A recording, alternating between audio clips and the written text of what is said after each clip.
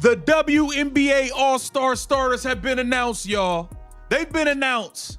Y'all want to guess who not starting?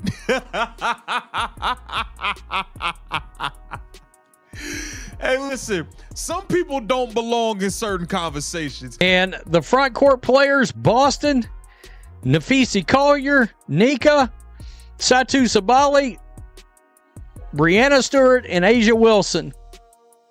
All right. And down here, Boston, Jonquel Jones, Alyssa Thomas. No Angel Reese, folks. She was supposed to be the face of the WNBA, crowned by Forbes, paraded across social media timelines, and painted as a cultural force set to redefine women's basketball. Angel Reese had the spotlight from the jump. Her name trended after every interview, every outfit, every stare down on the court. Endorsement deals rolled in. The media couldn't stop calling her the next big thing. And when it came time for All-Star voting, the expectation was clear. She'd dominate the ballots without question. And Angel Reese being the face of the WNBA, you would think Angel Reese is leading the league in votes. Not only is the self-proclaimed Barbie not in the lead, Angel Reese isn't even close to making the top 10. But what happened next shattered that illusion. Not only did Angel Reese fail to make the starting lineup for the WNBA All-Star Game, she didn't even land a spot as a reserve. Her final placement? A shocking 13th overall. That's not just a snub, it's a signal. Because for someone branded as the co-face of the league, finishing that low in the rankings doesn't just raise eyebrows, it sparks a complete reevaluation of everything we thought we knew. Reese had the spotlight, the media machine, and the momentum. But when it came time for fans and insiders to vote, she disappeared. Let's keep it real. Did y'all think Angel Reese was going to be started? Wait. Don't get mad at me. Why you bringing up Angel? Hey. You don't tell me nothing, because I'm going to tell you something. Listen, man. Them Instagram followers and all that, it don't translate to the court. Y'all not voting, bro. It's as simple as that. These starters are about, you got like fan votes come into play here. Y'all wasn't voting for her like that, bro. Stop it. Just stop. When the final voting results were posted, there was no spin left to apply. Angel Reese didn't just miss the mark, she was buried under it. With just over 500,000 votes, she was light years behind Caitlin Clark's 1.3 million. That's not a gap, it's a canyon. And the stat sheet? It didn't offer any redemption. Reese is averaging 11.3 points and 11.9 rebounds per game. Decent on paper, sure, but far from dominant. Her field goal percentage, sitting at a concerning 38.9%, is the real story. For a 6'3" player touted as an unstoppable interior presence, those numbers barely qualify as above average. And we saw from the popularity voting, remember, it wasn't just Caitlin Clark, it was me too. Angel was 13th in the All-Star voting. Well, everything I've been told, she should have been at least second. Even her rebounding, a supposed strength, has dipped. Down more than a full board from last season, it's a subtle but telling sign of regression. All of this makes one thing clear. The fans didn't overlook Angel Reese. They looked, they measured, and they made a decision. And while Caitlin Clark was racking up highlight reel moments and filling arenas across the country, Reese was still trying to convert media buzz into on-court impact. 11.3 points and 11.9 boards and a 38.5% shooter at 6'3". And hey, if you're the kind of viewer who wants the truth behind the headlines, you're in the right place. We go beyond the hype to break down what's really happening in sports, culture, and competition. So do us a favor, hit that subscribe button, give this video a thumbs up, and drop a comment below. Do you think Angel Reese deserved an all-star spot? Or was the voting spot on? Your take matters, and we read every single one. So it's been very up and down. All of her numbers, she's over 2 points a game behind last year, and basically a little over a rebound a game down And that's supposed to be her strong suit. Here's what really separates hype from substance. The 50% of All-Star voting that doesn't come from fans. That other half is split between the media and WNBA players themselves. People who study the game for a living. People who spend hours watching film, dissecting performance, and understanding what separates a star from a storyline. And when those votes came in, the verdict was harsh. Angel Reese didn't just fall short, she was erased. Not only was she not second, she was basically 3 times the amount of votes behind Caitlin Clark. Multiple media ballots didn't even include her name, not even as a reserve. Writers who had once penned glowing features about her athleticism, her attitude, her it factor, gone silent. Megan Hall from USA Today, who championed Reese as a league changer just months ago, left her off her ballot completely. Meanwhile, Caitlin Clark wasn't just chosen, she was the unanimous media pick across the board. That kind of respect is earned, not given. And it proves that beyond social media hype, Reese hasn't won over the insiders either. Same Angel Reese, who has been begging, and I mean begging, people on social media to vote for her? Angel Reese, number 13 on the list. These are not people swayed by tweets or Instagram reels. These are seasoned analysts, beat reporters, and peers.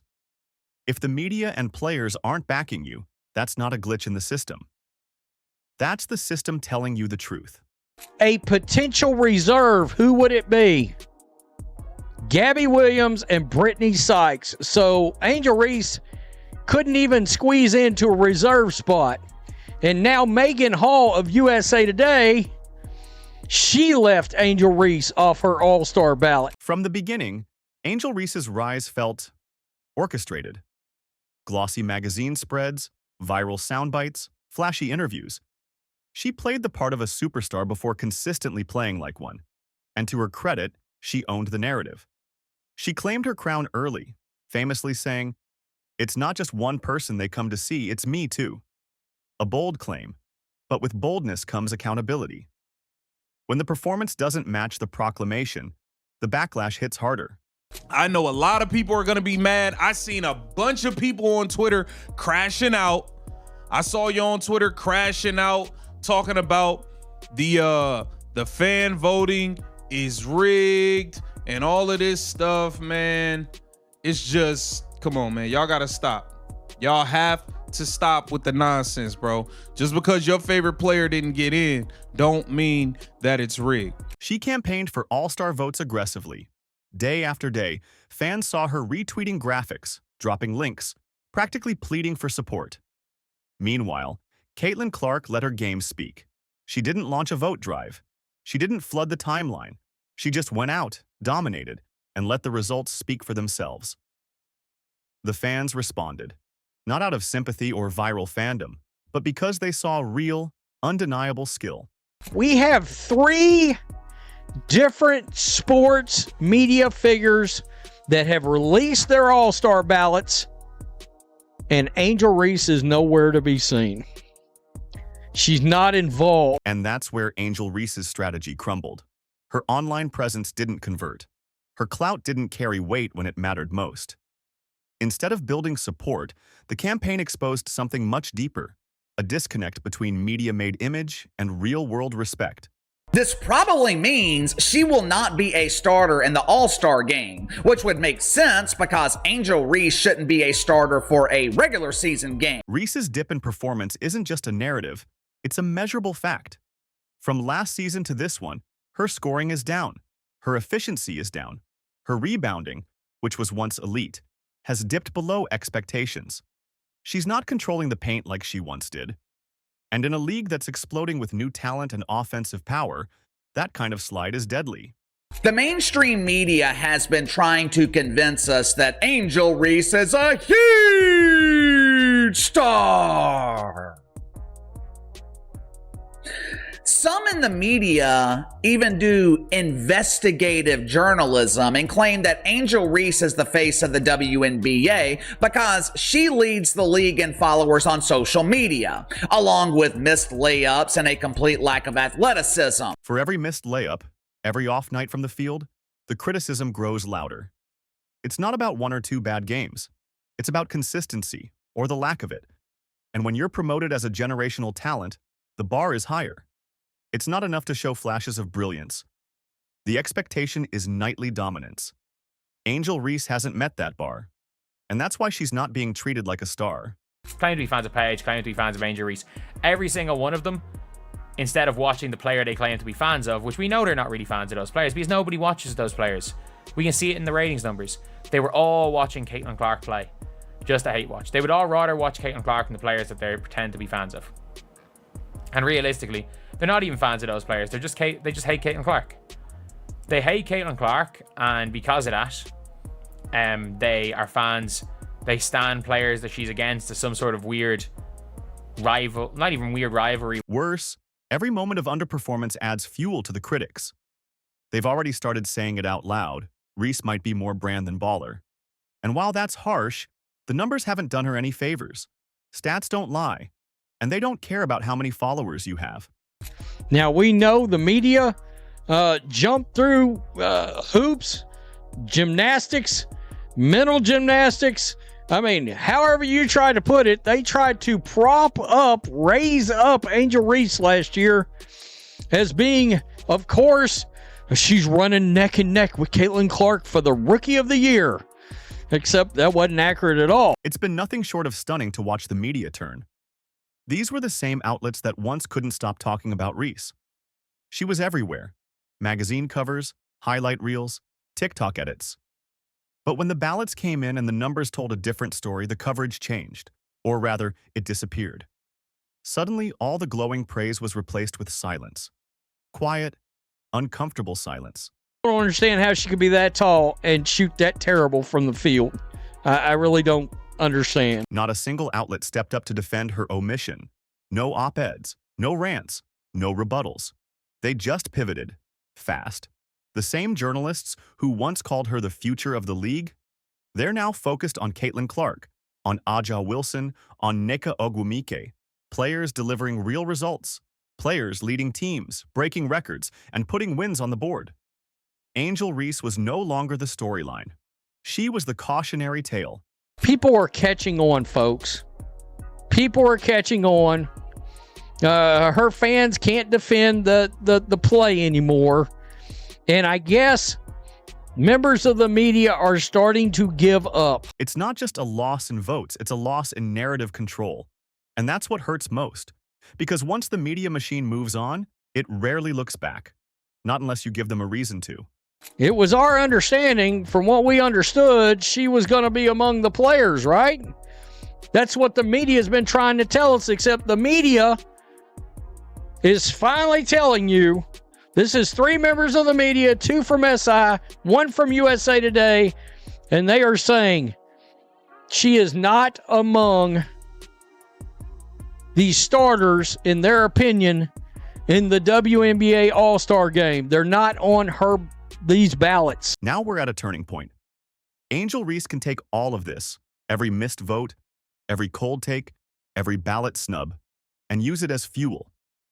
She can grind, elevate, and prove that she's more than a brand. Or she can fade into that dangerous territory where the hype once burned bright, but the game never caught up. The choice is hers, and the WNBA is watching. I mean, we got to remember, they may put Angel Reese on their backs and try to carry her across the finish line, for crying out loud. But my goodness, what a difference. What a difference in the media from this time last year. People are finally catching on. Basketball fans, actual basketball fans that know anything about basketball, they've caught on. There's no doubt about it. This isn't about being perfect. It's about showing growth. It's about stepping into the promise, the potential, and the pressure, and turning all of that into performance. Reese has the tools. She has the visibility. What she needs now is impact. Real, consistent, game-changing impact. Because in this league, perception only lasts so long. Production is what survives. And if Angel wants to reclaim the spotlight, she'll have to fight for it. Not with tweets, not with interviews, but with buckets, boards, and wins. The Angel Reese All-Star Saga isn't just about one player. It's about the whole ecosystem of modern sports. Social media fame can take you far. Headlines can build your image. But when the lights are on and the ballots are cast, it all comes down to performance. And this time, the numbers didn't back the narrative. Caitlin Clark didn't need a PR campaign. She didn't need to beg for attention. She just played ball. And the fans, players, and media responded. That's what real credibility looks like. Angel Reese, on the other hand, now has to rebuild from the bottom up. Not because she's talentless, but because the expectations were sky high and she didn't meet them. So what do you think? Can Angel Reese bounce back stronger, or has the WNBA already moved on? Drop your thoughts in the comments. And if you're still here, first of all, you're a real one.